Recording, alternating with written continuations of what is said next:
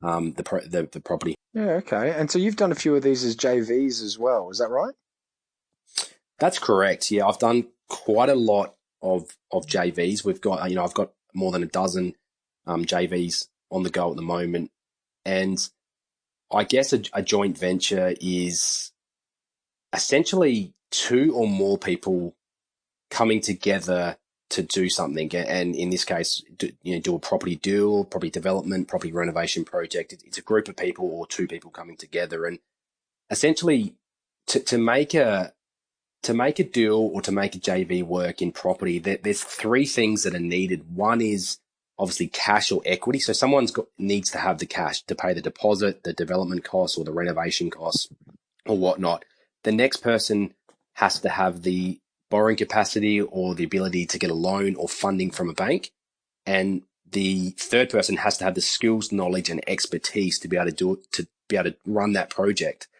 Now, you may have two of those components, you may have one of those components, but that's essentially what it is. It's about teaming up with somebody that has the other part that you don't have, and then doing a joint venture. Okay.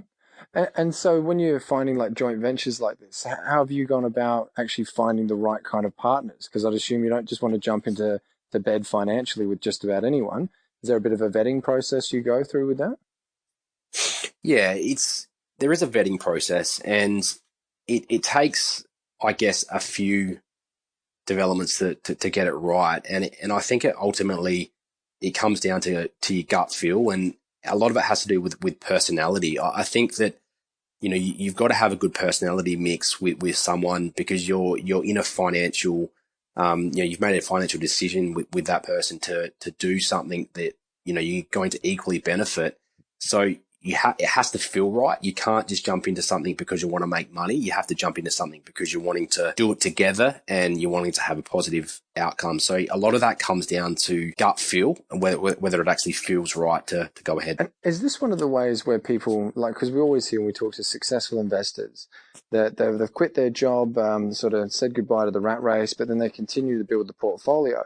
But then how do you get that serviceability still rolling through and actually continue to build the portfolio, not just the sales side? Is this one of the strategies that gets implemented? Yeah, look, it's a good question, and it is one of the strategies that you can do. There are several ways. So typically, when you're starting to build a portfolio, most of the time people have a full-time job. They're an employee. They're using banks. Typically, your big banks like your NABs, your ANZs, your Westpacs, like people that are Hmm. full-time. So that's how you can often Yep. start your portfolio. But then after you make that transition and you no longer have full-time employment, those typical banks may not want to look at you anymore. So you have to be Hmm. creative. And option number one, in something I currently am doing and have done in the past, is use private equity. Now, private equity is essentially a group or some high net worth individuals that are lending out their money to you for a project you're going to do. So they're essentially like a bank, but they're a bank full of high net worth people that might have, a couple of 100,000, could have a couple of million, just depends on what it is. And they're lending out that to you for your project. Now, the interest rate is usually about double what you get at a bank. So significantly higher. And that's something you have to put into your feasibilities to work out whether it actually works to do it. So that's one option, is go Okay. down the private equity route, where they're looking at the deal more so than the person, where the bank is looking at the person and whether they can make the repayments. Yes, they are still looking at the deal and the property and through evaluation and whatnot, but it's a bit more of I say it's a bit more of a common sense approach. Another way would be to what we've just spoke about is joint ventures, and that's essentially another way that you can do it, and that's to, if you need to get a bank loan, you can bring someone into a deal that has a full-time job and maybe really good serviceability, and do a joint venture where you may give them 10, 20, 30, maybe 40% of the profits for holding the debt. Now, depending on the joint venture, there's a lot of different ways to structure a joint venture. They may be putting in some money or no money, or, there's various ways to do it, but a joint venture and teaming up with somebody that wants to be involved in a development project to hold the debt, or private equity are two good ways to keep that portfolio or keep doing property investments after you've quit that job or told your boss to, see you later. So it sounds really good. So somebody's sitting at home thinking, "Oh, this sounds great. How do I get involved?" So from step one, how does somebody get involved in either finding a private equity partner or getting involved in a joint venture? Yeah, so I'll just touch on private equity. So private equity, it really comes down to a relationship basis. So when I first got introduced to private equity, I got introduced by somebody that had done 25 development projects. They often don't just take in anybody. If it's your first ever property investment, they're probably not going to look at you. So they just want an introduction, or they do want some sort of assurance that you do know what you're doing. So that's I guess one way. Another way is to team up with somebody that's done a lot of projects. You might know someone, or you might reach out to someone that does flipping for a living. You can find people through various social media platforms or online that have businesses of the nature of flipping or short-term projects. And you could reach out to that person and say, hey, I don't have any money, but I have a good job, and I've heard that, I could potentially service some debts for you on one of your projects.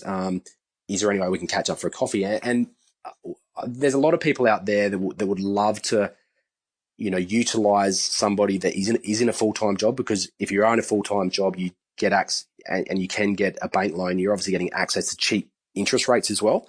So that can add more profitability to the project. So I think for anyone that's wanting to get into a joint venture, it's more or less to find some people that have done some projects and at least reach out to them for a conversation and just see where it goes. And, with anyone, always do your due diligence. Don't just team up with somebody because they say that they've got a good project or whatever. Make sure you always do your research into making sure it's a right fit. Yeah. I had a client that actually ended up getting involved with someone exactly like that. And it was just everything sounded all glitz and glam, and the project was going to be really profitable. And the guy just ended up getting taken for a ride, and the guy that spruiked it to him, I keep saying the guy because I don't want to say names, but had no idea what he was doing. He was just a very gifted salesman and basically a con artist. And just looking at that, I had to then talk with this gentleman that had to then sell that site for such a loss because he'd end up backing himself into a corner. And like you were saying earlier, doing a joint venture, it's one of those things that it comes down to personality a lot more. And I think if you go with your gut feel, that does make a lot more sense of do due diligence, make sure the person is who they say they are, that they've got that reputation, they've got everything in place, because otherwise you could be committing not financial suicide, but making a huge financial mistake. Yeah, totally agree. And a couple of tips just for people wanting to do some DD, always ask for past projects, get some case studies on some past projects. If you can get their addresses that they've done those developments at as well, that's even better because you can check them out.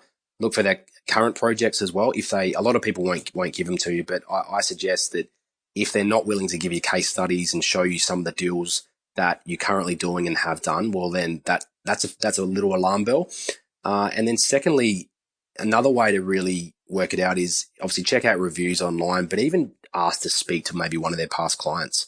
Say, is it okay if you do an introduction to one of your past clients so I can just give them a call and just ask them how their experience was? And I think that's, a couple of things that you can do to help you, decipher whether it's going to be a good move or not.